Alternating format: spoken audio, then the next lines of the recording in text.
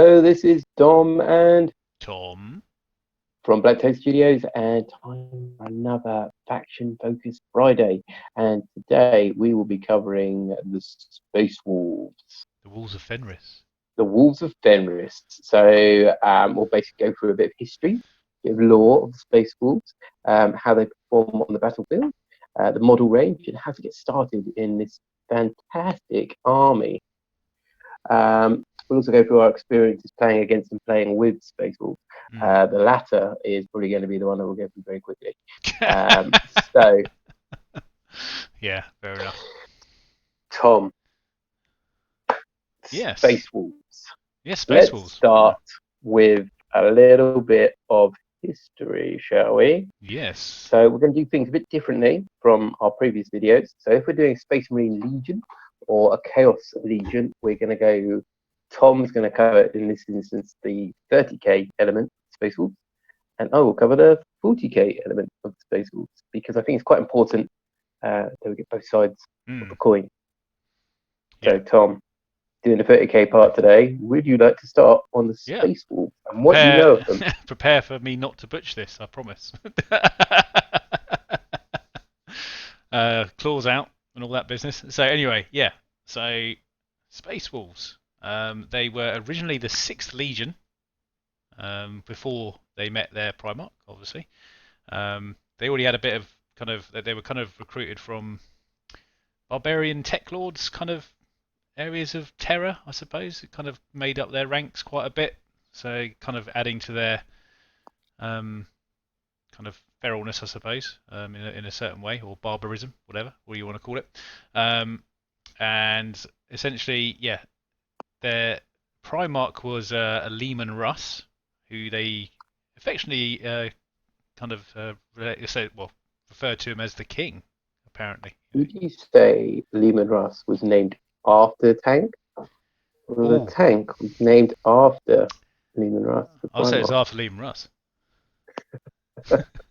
I mean, he is a bit of a tank. You can't deny it.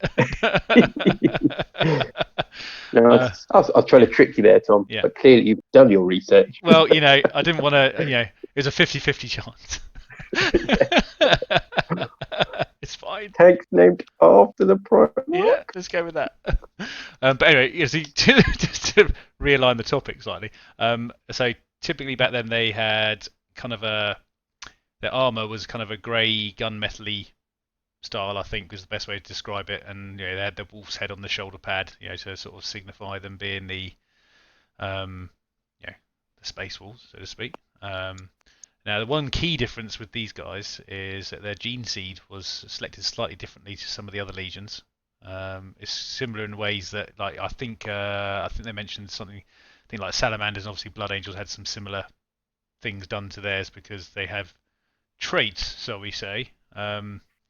Their particular gene seed kind of gifted kind of animalistic traits to space wolves. So essentially, you could have like elongated fangs. Sorry, pardon me. Pale yellow eyes was quite a common thing with them. Like a wolf's eyes, essentially. And their hair typically went quite grey and shaggy. Okay. Like a wolf. That is essentially what was going on there. However, it did also kind of bestow a little bit of a curse on them, which kind of made them a little bit susceptible of falling to becoming quite feral and very kind of animal-like or beast-like. Yeah, and obviously that has plus sides and some negatives. Because the Imperium being a very accepting place, depending on how pronounced these particular things were, may have resulted in stuff happening to them if people kind of suspected certain things going on. They tended to, so on Fenris, they tended to embrace their kind of barbarian style culture. Very kind of, quite. So like aesthetically, they're very much along the lines of werewolves. Yes. And to a degree, and Vikings. Yeah, and they like they like their furs. They like their kind of very iconic kind of maybe skulls, totems, that kind of vibe to them, which is quite cool. And they kind of kept that, and even all of their Legion companies was kind of focused around certain things like that, and they were given names along those lines as well. And they also had a bit of a reputation for being the Emperor's executioners. Now, the reason for this is that it was, they kind of they weren't exactly playing nice with some of the other Legion brothers. Sometimes, they kind of, and if the Emperor saw something maybe going on, he may send them to go and deal with like an internal conflict or something like that, to sort of quell what was going on, or just to restore order between like things there. However, I did dig up a few examples of a couple of things with the Dark Angels, for instance, as a very specific examples. And I'm just going to it's the Julan campaign where they were actually fighting with the Dark Angels. The Dark Angels left the flank with the Space Wolves. Bravo. Yeah, I this vibe isn't really brother, I don't think. It was more like, brother, what the hell are you doing? Because essentially, what kind of happened is the Dark Angels led their attack in their Dark Angel-y kind of way, leaving the forces of Russ sort of a little bit unprotected on one flank, which meant they suffered heavy casualties during this particular kind of fight. And Russ essentially wasn't very happy about this, obviously, and he actually kind of threw down with Mr. Lyon L. Johnson, and a fight that went on until they were basically exhausted because neither could kind of get the better of each other really. And then so they had that. That was one of the first things that happened. And then during another pacification war, I don't know, that it doesn't really give details on the planet, but there was they were pacifying a planet together. Dark Angels were helping out. However, in this particular instance, Russ really wanted to be the person to decapitate or kill the leader of this planet's kind of uprising, so to speak. However, during the fight, they all got in there, went to the main citadel where this guy's sort of hiding out, and they both break into the thing. Well, actually, Johnson's already there, and as Russ steps through the door, so to speak, he just sees him lopping his head off. So and obviously Russ, being the even-tempered man that he was, just clocked him around the jaw and said that and then this actually resulted in a week-long battle between the Wolves and Dark Angels. Until finally Russ realised it was getting a bit stupid, and then the Dark Angels left essentially, and they kind of just went, we'll just draw a line under that and hope that doesn't go down in history as a bad. And obviously, you did. Well, yeah, I mean, essentially there's a lot of apparently between Russ and Lyon. There was a lot of animosity between them, sort of trying to one up each other. Quite different personalities, aren't they? Yes. Like with the thing about Lehman being like the Viking and very barbaric, or his outward appearance being very barbaric. 100%. Obviously, he's very kind of civilized, well, not civilized, but very calculated in the way he does things. But it's on a facade. Exactly. And Lyon being quite similar in that aspect, where he hides a lot, but more of a knight, rather than the Viking. A bit more proper. Straight away, thinking about him, they'll have a good Barney. Yeah, exactly. And but essentially, this actually what I've read is that eventually Russ comes to respect him anyway, but because he's so pig-headed, essentially, and that particularly, they don't kind of kiss and make up. They kind of just sort of have this thing where they're like, but I kind of like you, but I can't say it out loud because it'll make me seem like a fool, But and also now the other thing about the Space Wolves, but then that they were quite anti-authoritarian as well. They didn't like to sort of follow. I mean, maybe not follow orders, but they kind of like to do their things their own way. They didn't like being interfered with. The way they ran their Legion, how they did it, it was very kind of like, this is how we do things in the Wolves. No one sort of, and outside influencers didn't really have a lot of say in what was going on with their legions, which is, I mean, back then that was kind of the thing anyway, really, during the heresy. But that obviously, when we get to the 40k stuff, that is also much more prevalent as well.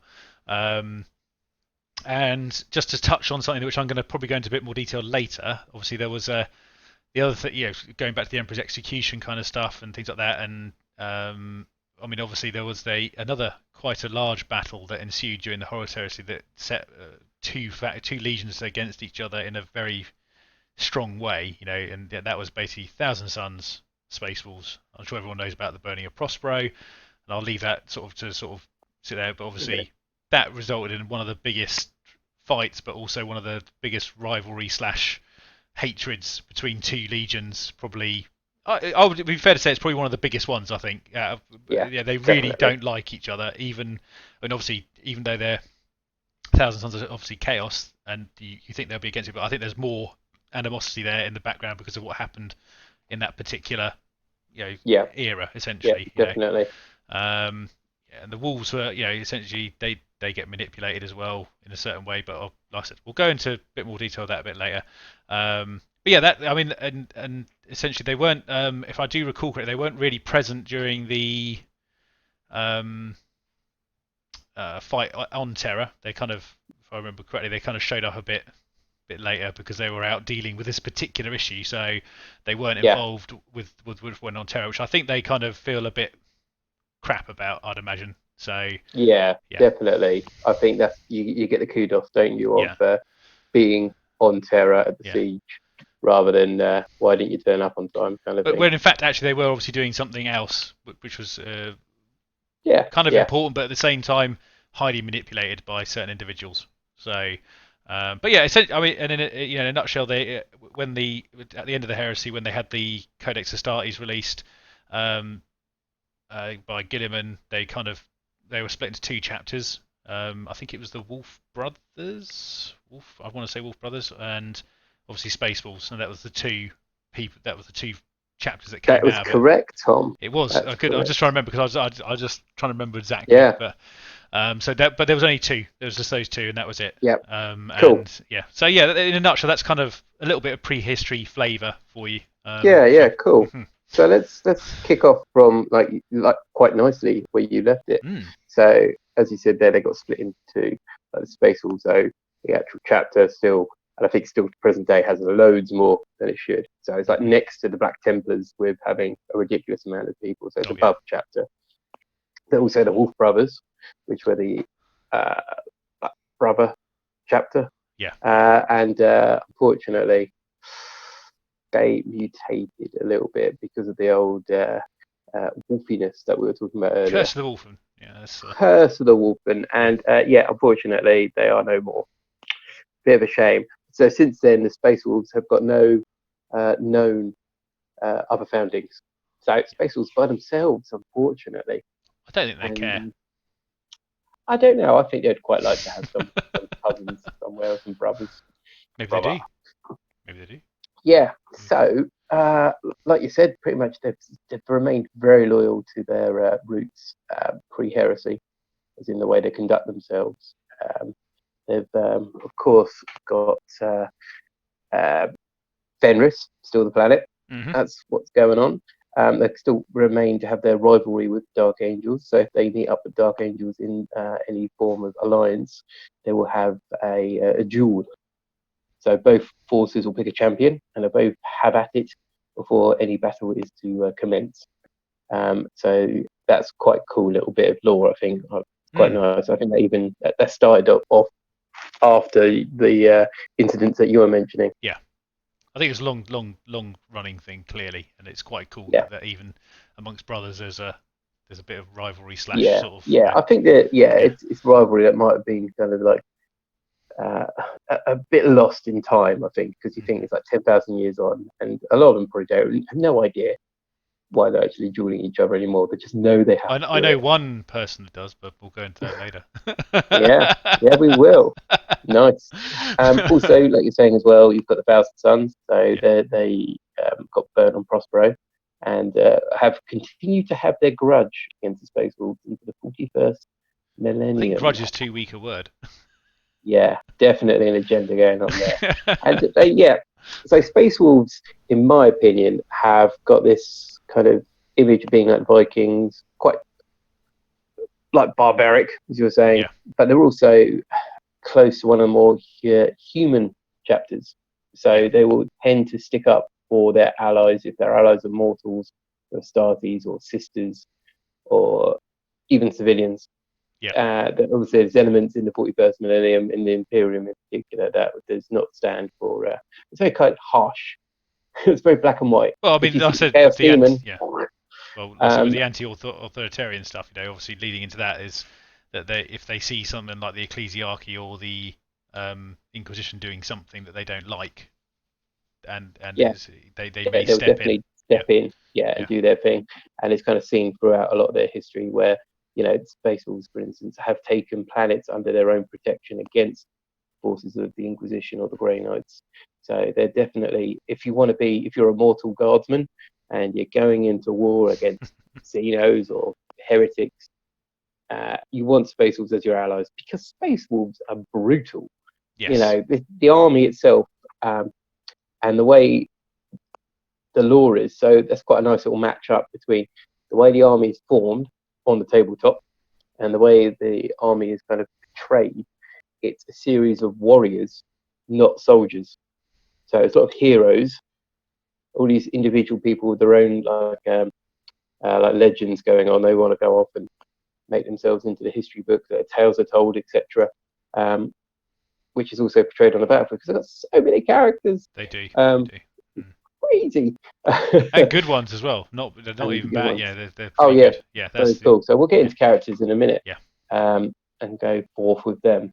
But I just think Space Wolves in general are pretty cool. So they've got the 13 companies, 12 of which are all good. And I think the 13th have come back now. They were the Wolfen, weren't they? Mm-hmm. They're now back in the lore. And I love Space Wolves. I think they're quite cool. Yeah. Surprised I haven't actually played them. I think the only thing that's put me off is the paint scheme. So as you said, in 30k, it was like a grey kind of gunmetal effect. And in 40k, the paint scheme's changed. So it's more of a bluey grey effect, which I'm not overly fond of. I prefer the 30k to 40k look. Yeah, I'd agree. As something we should mention going forward with the Space Marine chapters, if we're going to feature them in this, is the Primaris. So obviously being first founding, they've got a big legacy behind them, a big image. And as far as I know, they've accepted Primaris quite happily. Well, in fact, actually, just to tie into that, having read this, they were also hoping that the Primaris Marines would somehow override this gene issue they have. No, I don't believe it does. No, I think it really doesn't. I think when Gilliman was working it out, so he told like the Blood Angels, and probably the Raven Guard, Salamanders, Space Wolves. Have I got a solution for you? Yeah, you shouldn't cause any issues. And he's got, oh, actually, I forgot to carry the 2. No, actually, it's going to cause lots of issues further down the line. People, beep, beep, beep,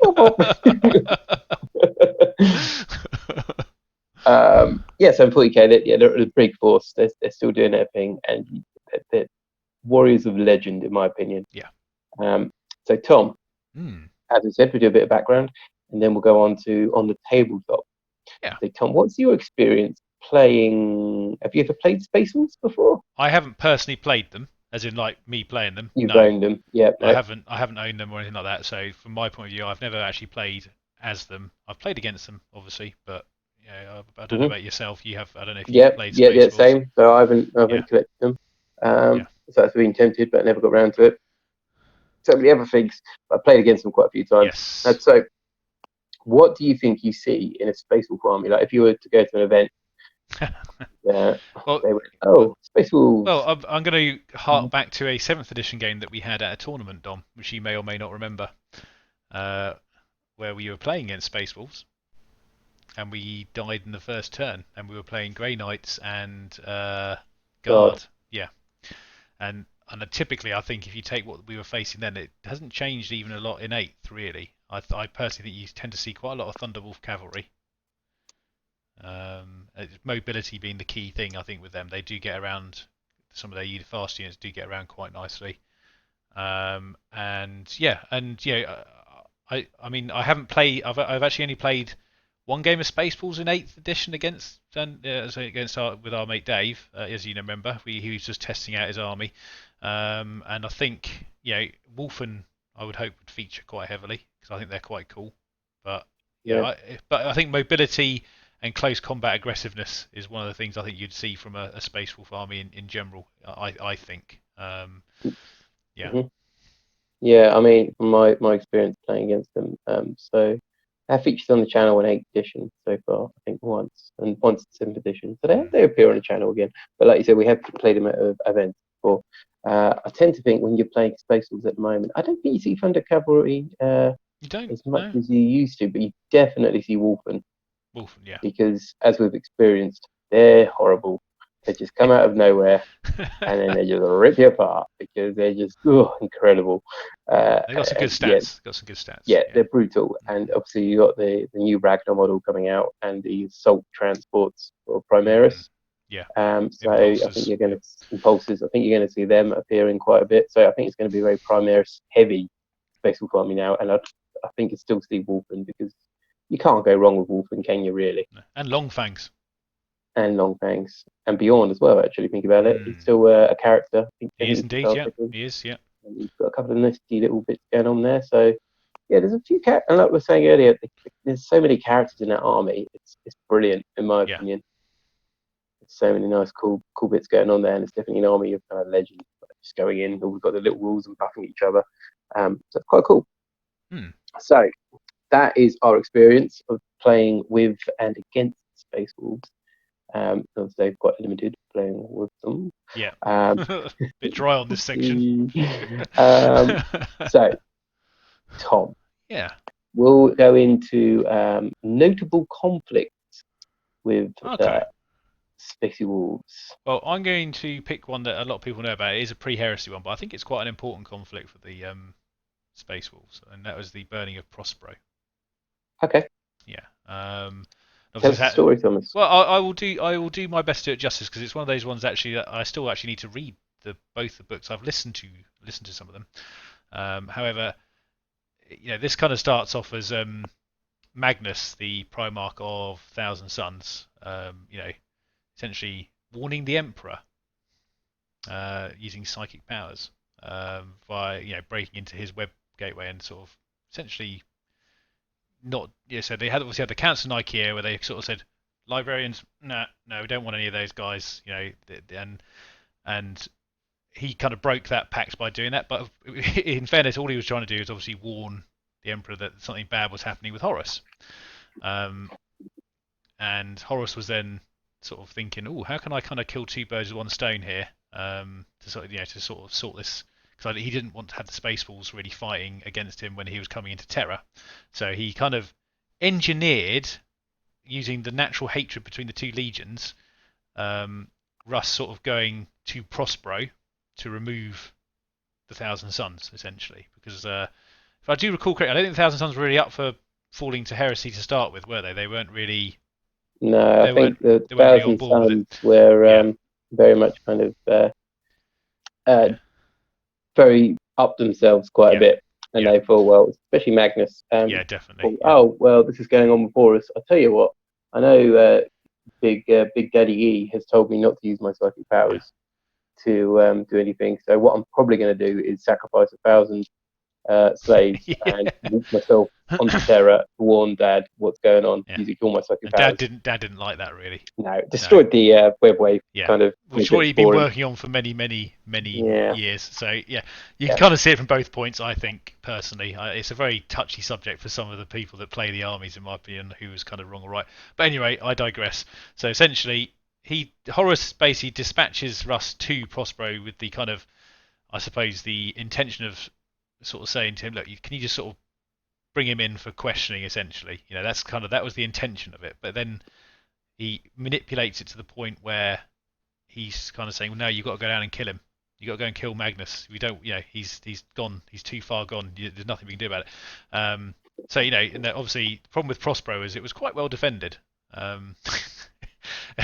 Really, it was pretty shield-wise. It was pretty. A Marine Legion recruiting. Exactly, and it was covered in massive shields over their buildings and stuff. There, very very pyramid-like, obviously, very kind of an Egyptian-y style on the planet, and they had very strong shielding and all this kind of stuff. So obviously, this results in the Wolves eventually making planetfall, and then probably going well over the top with the populace / Marines, to try and essentially get Magnus to come out and fight, because Magnus was kind of sulking in his tower, so to speak. I think for the majority of this fight, he wasn't really interested in that. So the Wolves kind of just got to the point where Magnus was like, "I've had enough. I'm coming down to sort you out." Essentially, although he still wasn't particularly happy about doing that, I don't think really. And essentially this obviously resulted in Magnus and Russ having a big fight, like a properly big fight, and it wasn't particularly good for either of them. I don't think I think they both got pretty beat up over it. And I'm just trying to remember what happened at the end of the fight because Oh, let me help you, Tom. that would be good. So Cause what I'm just happened is, Magnus was obviously, like you said, not that involved in it. He basically said, "Look, we deserve this." So I mean, the Space Wolves had a good run of it to begin with because they're like, "Hey, resistance isn't as bad as it should be," and then halfway through, I mean, that's a big mistake in itself. Like, give him a good head start, and then we'll kick in. We'll kick in. And then Magnus decided, actually, I better do something. So he went out, fought Lehman, had a big old brawl, and finally Lehman basically broke Magnus's back over his knee. That was it. I should have remembered that. I was just trying to get my thoughts going. Yes, it was. And so it didn't really end very well for him, to be honest. No, it did not end well. No, so then Magnus disappears into the warp, and Lehman's left there burning Prospero all he likes. And he did. He really did give it a good burning, Yeah, he did. Yeah, good, definitely. Barbecue season on Prospero. So apologies for not quite getting the end bit right there because I was just trying to remember my history because there's a lot to take in when you're researching this. But it's pretty cool kind of fight and a pretty cool setting, and it does sort of, and essentially, obviously, that was done to prevent the wolves from being at Terra. Essentially, they were too far away to be. It did their thing. Yeah. I mean, they took a serious hammering on Prospero. Yeah, I think any chapter, any legion would have if they attack another legion's homeworld. And they definitely took a hammering and weren't really the fighting force they could have been on Terra if they needed to be. So, but hopefully we'll be able to cover Thousand Suns at some point as well, which would be quite cool to do the flip side of the story. Yeah. Barbarians coming down. But if I was to do any one conflict to sort of explain, something about the space world, I'll definitely pick that as a good anchor point for kind of how they operate and what happened with them as well, which is quite interesting. So that's kind of I'll leave that one there. Okay. Yeah. Well, I'm going to pick a 40k one that's probably not that well known, but I like the novelty of it. Different aspect of 40k that we don't see enough of. Ooh. So, I'm trying to think of the name of the planet. I did write it down, but my handwriting is atrocious. So I'm going to just say it's Caravan Alpha, which was an Imperial ocean world, and it's quite high in minerals. And there's reports of some Xeno stuff going on that planet. So the Imperial Navy and the Astra Militarum were like, "There's nothing going on here," and it took a decade before they went, they're underwater. Because the Tau forces essentially had landed, and there's a little bit of land on this planet. They'd formed a little beachhead there, and then they'd gone under the water and were mining the minerals underwater. So they'd built these big domes, very sci-fi, tunnels, all sorts underwater. And essentially the Space Wolves, led by Gunnar Redmoon, brought a company in and smashed into the planet onto this tiny chain of islands, destroyed, obliterated the fire warriors that were on that planet. There's a tiny bit of land, it's not a massive beachhead, but then decided, well, I'll tell you a good way to get down into the ocean floor. Got themselves a big old lot of Land Raiders, filled them full of Terminators, and decided to drive their Land Raiders underwater. Well, unload their stuff. Terminators came out, and they had this conflict would have been epic looking because the Tau obviously had prepared defenses. They've had a decade to defend prepared defenses. So they had their fancy torpedoes. They had suits that go underwater, look really cool. And essentially, the Imperium, as always, just went, it works, and so just chuck it underwater. Well, I was going to say it's vacuum sealed, isn't it? They can go anywhere. So they disembarked. And basically took on the Tau defenders and destroyed the tunnels and domes and reclaimed the planet for the Imperium. If only they had some Hoovers. There you go. They would have scared them off. Joke. So yeah, I really like that conflict because I read it ages ago and then I read it again for doing this and I was just like, yeah, that's so cool. That is You cool. never Yeah. hear of underwater battles or any water battles in 40k. I mean, if anyone knows of any others, please put them below and maybe there is something that Yeah, they it's quite. can. I mean, obviously, considering the range of kind of planets and stuff, it would be interesting to hear some of these slightly altered conflicts based on effects on the planet. I mean, obviously, narrative-wise, we've got loads of tools for that, but you don't tend to see a lot of people using them. There's for Death Worlds and also just effects around it. It's quite interesting, but Space Balls, and also Space Marines are very prepared for that kind of thing anyway. So Yeah, yeah, um, definitely. mhm. So Cool. right, so we've done a bit of lore. So let's go back to the tabletop. Tom, so let's talk about your favourite Forge World model from the Space Wolf Right. range. Well, as we discussed there, there's not a great amount of individual models for Space Wolves. However, I was going to pick the Legion Contemptor with the Space Wolf kind of design. Hmm. And if I'm saying honest, as people know, I like Dreadnoughts, but I really like the Contemptor Dreadnought, and Yeah. and the design of it is very very nice. And and I think it can slot into current day 40k quite easily as a relic Contemptor, obviously, Oh yeah, yeah. and the Contemptors, they're just a nice looking model in general. The lines and curves are always very nice on the Contemptors in my opinion. So yeah, that would be my pick for a four Nice. job Yeah, model. it's quite a cool thing. Like you're saying, the Contemptors is nice when you get your own Yeah, specific one. Like the same when you have hatchets on a Rhino or hatchets on a Land Raider yeah. or shoulder pads. You're like, oh, yeah, cool. It makes Uh, it look a bit better, doesn't it? So you're a bit happier with it. it is a shame that they've only really kept stuff like that as well, because obviously back when we first started Full Draw stuff, there used to be a lot more specific stuff for current day 40k things. You could pick up Mm, a Black yeah, Templar's Venerable definitely. Dreadnought, another, all that kind of stuff. There was lots of mod, And it seems but to slowly, like, yeah, yeah, being reduced and and obviously it'll removed. be down to the fact they don't want to renew Unfortunately. the molds because of the cost, and I get it because you can't have everything, but it's just a shame because there used to be a lot of variety for almost every single chapter, let alone Legion. So Mm, um, yeah, definitely. Right, so for myself, I'm going to pick the Grey Slayer conversion kits. mm, So it's not a one-off model. It's basically a kit where you get some heads, torso, shoulder pads, weapons, and shields. This was the ah, main thing that drew me to them yes. because I was like, oh my goodness, shields. Everyone likes a good shield. Everyone likes a storm shield, don't they, Tom? Yeah, the thing is, like for spatial farming, like we're saying about the aesthetics, like with Vikings and barbarians, it's quite nice to have like, yeah, these shields might not be any good whatsoever, but like it's quite cool to go, yeah, Yeah. let's give him a shield. Like we can sneak a bolt gun in with the guy's shield and he'll do the Mm. business. So it doesn't matter what kit you've got, you can probably be able to use some of that It conversion suits kit. them. It suits them. It does. Yeah, especially for like the hobby level, you don't have to make a 30k Grey Slayer when you just go, I'm gonna make a 40k squad and I'm gonna sneak in these weapons somehow or sneak in these Yeah. heads. And so you've got some nice little options there. Hmm. I So yeah, agree. that's what I've picked. But like you said, Very there's good. not really much there, unfortunately. No. There's a couple of wolf models as well, isn't there? If I remember correctly, but some actual wolf, the kin, isn't Yeah, it? I big think. boy wolves. Yeah. Which are Yeah, cool, but again, it's very they're more aimed at the heresy, I think. Really, those ones. So yeah, definitely. yeah. Yeah, so the 40k army's kind of lacking, but you can use a bit, I suppose. Mhm. What about the Games Workshop? Right. Well, I quite like the blood claw kits actually. Because obviously they're supposed to represent the youngest of the Space Wolf recruits. They're a bit aggressive and yeah, it's very similar to like a scout but in power armor.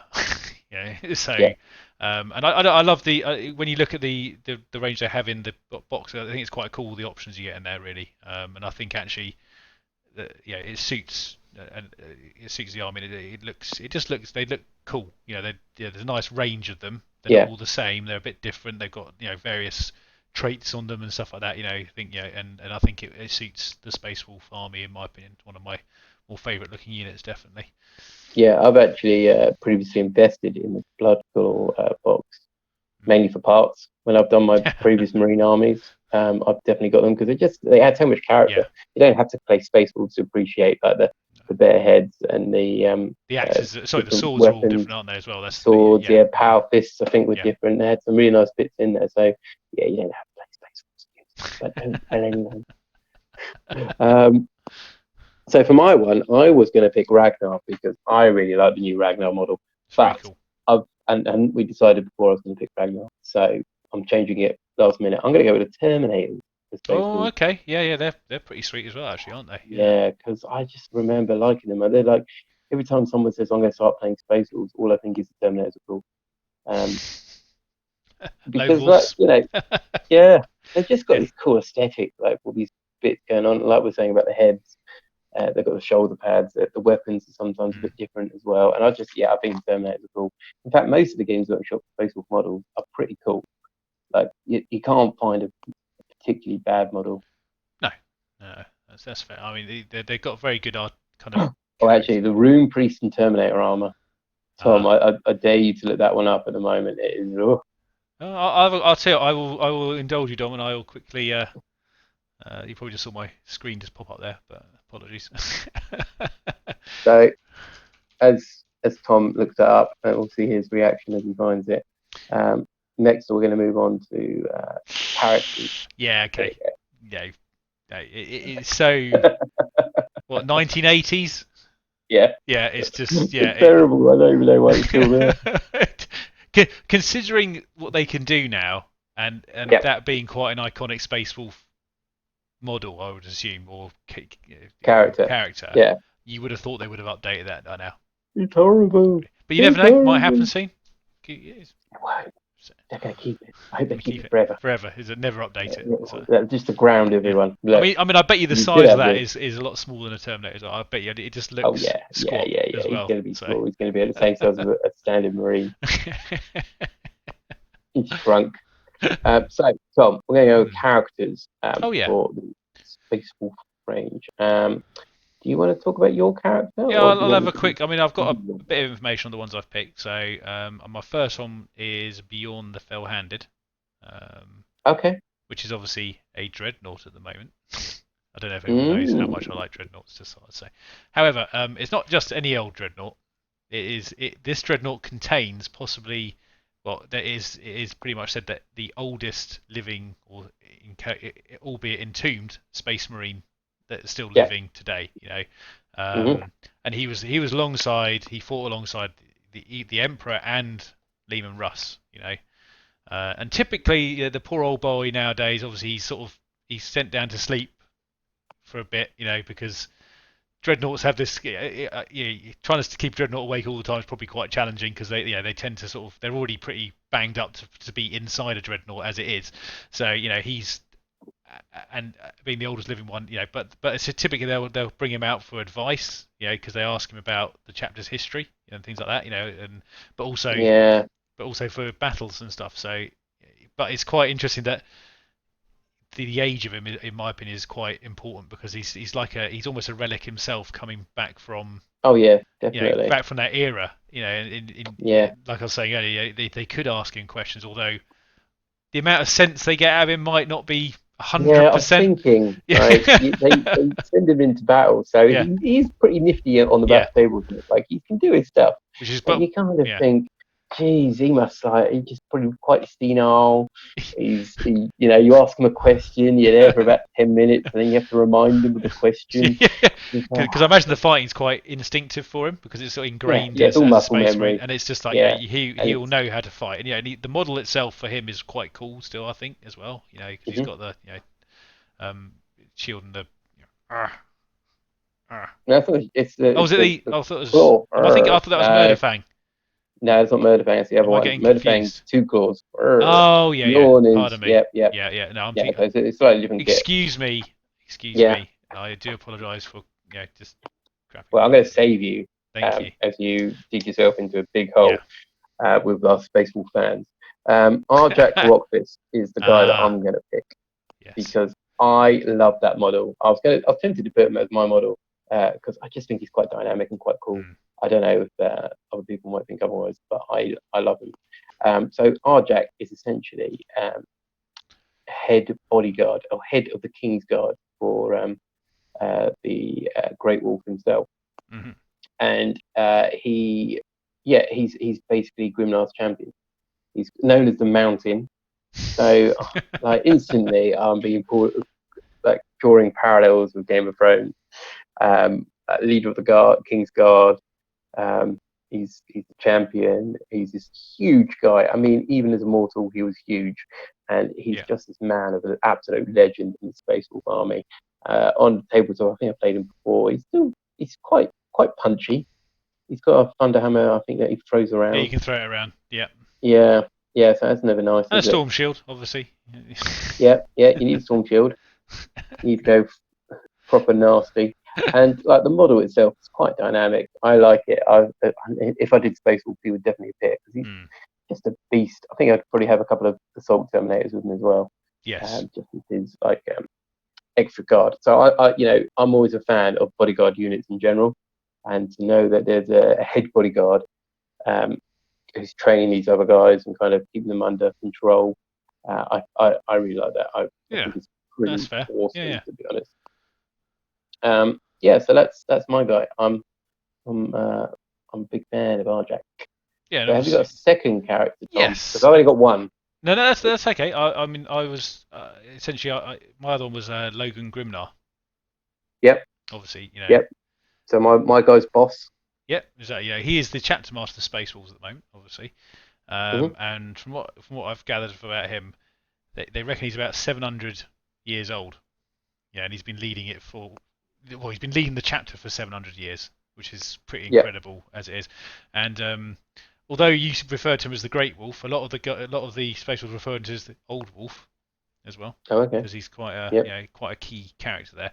But actually, the thing that draws me to this guy the most, and a lot of people may disagree with me, is I really love the model that he's currently got.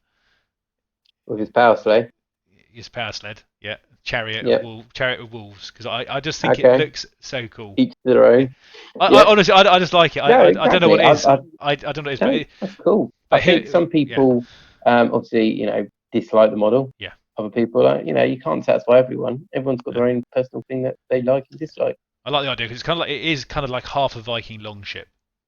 Yeah. That's essentially what it is, and it's being pulled by two wolves, which obviously bleed into the character of of the Space Wolves themselves, and the double bearded axe he has looks amazing as well. It's such a very cool, the pelt over the head and all this kind of stuff. It Mm. just and yeah, and I think he's just I just like the character. He just it's more of a kind of like the model for me. He does that character for me. I mean, obviously he's Ethics, got a lot yeah. of history because he was around for the first War of Armageddon as well, all that kind of stuff. Yeah. And yeah, he's been in around a lot of battles for the Space Wolves, and he's been I think from an early age, from what I've read, he's always been thought of. Yeah, you're going to go far. That's you're going to Yeah. be, and obviously he is because he's at the pinnacle of his career. Mm. He Yeah, can't go. definitely. He's definitely like you look at Space Wolves, and they could have gone all different ways, but Yeah, because of the like of Grimnar, they've kept their character and kept yeah, loyal to who they are, and so they've definitely. basically remained this positive and good force in the Imperium when the Imperium itself is not a good thing to be in. Really, there's No. so much corruption and gas stuff going on, and yet the Space Wolves seem to be this force that have just got like, this is what we're doing, this Yeah, is what the Emperor would have wanted. It's all for good, it's good for mankind. Let's do it. And but he tends to be the one that sticks up for the little man, he which is does. I was brilliant going to in my say opinion. because that is, an example of that is obviously at the end of the first War of Armageddon, there was some stuff going on because they wanted to obviously destroy the planet as well. The people on the planet because they were like, Yeah, no, no. He basically said, no, you're not doing that, and he went down there and stopped it kind of happening really. And so he stood up to the Inquisition, which standing up to the Inquisition is one of probably the most dangerous things you could probably do in the Imperium. I think it's not, they aren't celestial people you lions. want to piss off. Yeah, yeah. They will come after you tenfold. They'll send like an Evasaur after you or something, sort of, Yeah, yeah. I mean, like I said, the celestial yeah, lions. You yeah. see what happened to them. They put them in position and they go. Those poor old Um, Celestial Lions. Oh dear. yeah, exactly. So yeah, that's pretty cool. He's a Hmm. good character. So I think we've covered most of it now. So Yeah, I Tom, think if we. someone Yeah. wanted to get into Space War, what do you think they should do? Well, I'm just bringing the picture because I was going to say this anyway, but I just wanted to remind myself what was actually in the kit, and I would say to start collecting kit for the Space Wolves, the non-Primaris one in this particular Hmm. instance, I think is actually quite cool. Because you What do get you get in it, Tom? that's exactly what I was just. I just wanted to double check here because yeah, here we go. Yeah, so you get your 3 Thunderbolts, Space Marine Mm. Commanders, and a 10-man Space Wolves pack. No. So it's a nice. I think that is quite a nice introduction to Space Wolves. I think you get a bit of the Thunderbolt stuff. You get a nice commander, but you also get the Space Wolf standard kit as well. I mean, just as a another example, obviously you do have the other kit, which I'm just going to check. Sorry, because I can't exactly remember the models off the top of my head. Sadly, what's in each one. That one's Yeah, stuck in. so Yeah. yeah, as you search, I mean, the Space Wolves in general. Actually, I'm thinking they've got quite a lot of starting kits. Yeah. Like they've got a kit in Kill Team. They've Yes. also got the new Ragnar with Fracker. They had the guy from the Vigilus stuff going on. They've got the starting box there. I'm sure there's other stuff going Well, on. So they got like I such a said with the Primaris one, mm, you get a Primaris battle leader, some 3 aggressors, a 10-man intercessor squad, yep, and then also, but you get also crucially you get the Space Wolves upgrade kits. So you get the shoulder pads and all the other bits that come with it, which is actually really yeah, nice. And having seen Vicky's Imperial Fist one she's for Crimson Fist, that kit, the upgrade kits for the Primaris slash normal, they're actually really good. You know, yeah. and he can give you Intercessor Sergeant an axe. You know, Hmm, looks quite cool. pretty I cool. mean, obviously, what I kind of hope will happen eventually is that they will introduce.